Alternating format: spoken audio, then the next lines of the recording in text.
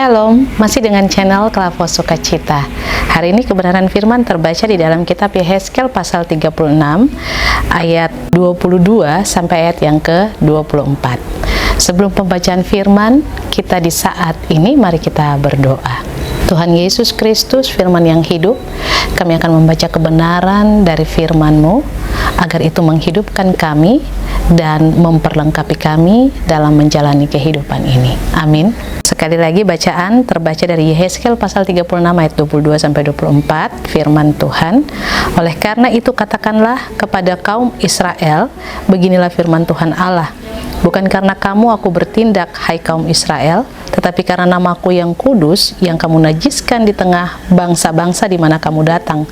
Aku akan menguduskan namaku yang besar yang sudah dinajiskan di tengah bangsa-bangsa dan yang kamu najiskan di tengah-tengah mereka. Dan bangsa-bangsa akan mengetahui bahwa akulah Tuhan. Demikianlah firman Tuhan Allah. Manakala aku menunjukkan kekudusanku kepadamu di hadapan bangsa-bangsa, aku akan menjemput kamu dari antara bangsa-bangsa dan mengumpulkan kamu dari semua negeri dan akan membawa kamu kembali ke tanahmu. Demikian firman Tuhan. Dikatakan berbahagia adalah setiap kita yang sudah membaca, mendengar, merenungkan, serta melakukan firman di dalam kehidupan setiap hari. Pemirsa channel Klavos Sukacita yang diberkati Tuhan, dari pembacaan firman di saat ini, di hari ini, Yehezkel pasal 36 ayat 22 sampai 24, saya memberikan tema dari pembacaan ini adalah pembaharuan hidup. Pembaharuan hidup.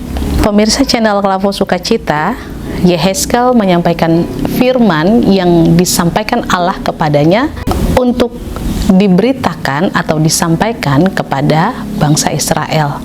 Dan keadaan atau kondisi bangsa Israel saat itu adalah sementara berada di pembuangan. Apa yang terjadi oleh bangsa Israel atau apa yang dialami oleh bangsa Israel ini bukan karena kesetiaan atau ketaatan, melainkan ketidaktaatan mereka akan firman Tuhan, sehingga mereka harus dididik, harus dibentuk, harus dijadikan, harus diatur kembali hidup mereka. Dan pembuangan adalah proses yang Tuhan kerjakan bagi orang-orang Israel supaya mereka mengingat kembali kelalaian mereka dan lalu kemudian membaharui kembali hidup mereka supaya berkenan di hadapan Tuhan. Apa yang disampaikan oleh Yehezkel kepada orang Israel atau bangsa Israel itu sebuah seruan yang mengingatkan kepada orang-orang Israel bahwa sekalipun bangsa ini sudah hidup tidak menguduskan nama Tuhan, sekalipun mereka menajiskan hidup mereka dengan melakukan hal-hal yang tidak Tuhan kehendaki, tetapi Tuhan sendiri yang memiliki prakarsa untuk menyelamatkan mereka. Tuhan sendiri yang bertindak untuk mereka agar mereka dibebaskan, agar mereka dilepaskan. Bangsa ini sudah ada di dalam keadaan yang menyedihkan sehingga membuat mereka sendiri sudah tidak bisa berpikir untuk diri mereka sendiri dan sudah tidak tahu apa yang harus mereka lakukan.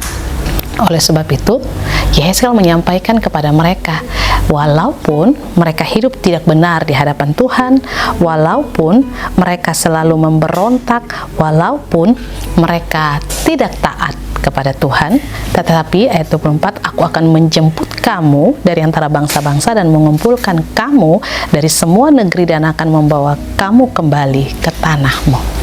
Pemirsa channel Klavos Sukacita yang diberkati Tuhan, Tuhan begitu pengasih dan penyayang, panjang sabar dan berlimpah kasih setia kepada kita manusia.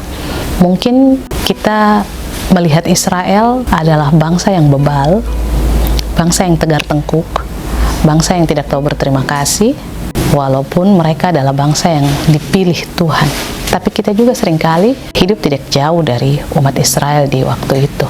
Kita suka membangkang, kita tidak tahu berterima kasih, kita suka menajiskan diri kita dengan perbuatan-perbuatan yang hina, kita suka untuk melakukan kecemaran, kita suka menipu, kita suka merancangkan hal-hal yang jahat bagi orang lain, bahkan kita melakukannya di dalam kehidupan kita. Tetapi Tuhan itu selalu setia. Dia selalu mengasihi kita, walaupun kita sering melakukan salah padanya. Namun, atas kasih setianya itu bukan menjadi sesuatu yang membuat kita terus terlena dalam dosa. Kita harus menyadari, membangun hidup kembali bersama dengan Tuhan, lalu menata hidup kita kembali, supaya berkat-berkat Tuhan itu selalu kita alami dalam kehidupan kita. Jangan kita terlena dengan dosa, lalu berpikir bahwa pasti akan ada penebusan, pasti ada pengampunan yang Tuhan berikan. Sebab firman Tuhan mengingatkan kita, apabila kita sudah tahu tentang kebenaran tetapi tidak melakukannya, itu kita sangat-sangat berdosa. Oleh sebab itu jangan menjadi orang bodoh. Orang bodoh adalah orang yang sudah mendengar firman tapi tidak mau hidup menurut firman. Orang bodoh adalah orang yang tidak mau ditegur, orang yang tidak mau diajar. Itu orang bebal dalam kehidupan. Jangan kita mau jadi seperti orang-orang yang demikian. Tetapi apabila firman sudah diperdengarkan, maka baiklah kita mau menangkap firman itu, menjadikan firman itu hidup kita, supaya kita mau dibaharui, kita mau dibentuk, kita mau dijadikan, kita mau diatur, dan kita mau ditata melalui kebenaran firman, supaya hidup kita berkenan di hadapan Tuhan. Tuhan memberkati kita. Amin. Mari berdoa. Terima kasih Tuhan Yesus untuk kebenaran firman hari ini. Roh-Mu senantiasa memimpin dan menuntun kami, sehingga hidup kami selalu dikerjakan oleh Tuhan.